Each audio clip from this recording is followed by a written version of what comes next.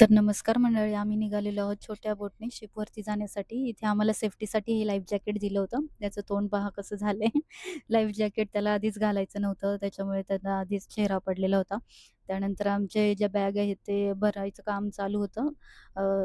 क्रेननी वरती उचलून घेण्याचं काम चालू होतं. त्यात याला ते लहान बोट जे आहे ते खूपच हालत होती आणि त्याच्यामध्ये त्याला उलटी आल्यासारखं व्हायला लागलं होतं. हा आमचा पहिलाच दिवस होता शिपवरती जाण्याचा आणि त्याच्यात हा असं काहीतरी करेल याचा विचारच केला नव्हता. याला इथेच ही बोट किती हालत होती हे तुम्ही बघू शकता व्हिडिओमध्ये. तर हा अशा बोटमध्ये इतका त्रास देईल किंवा याला असं उलटी होण्याचा प्रकार होईल असं काही वाटलं नव्हतं. तस तर आता मोठ्या शिपमध्ये हा काय करेल याची चिंता आम्हाला होत होती. एकीकडे बॅग भरण्याचं काम चालू होतं, एकीकडे याचा उलट्या करण्याचा पराक्रम चालू होता. तर अशा रीतीने आमचा हा शिपवरती जाण्याचा पहिला दिवस हा असा होता. तिथून पुढचे आता किती दिवस आम्ही राहू माहीत नाही आम्हाला. इकडे बॅगा जसजशा वरती जात जातील तसं आमचं टेन्शन वाढत होतं.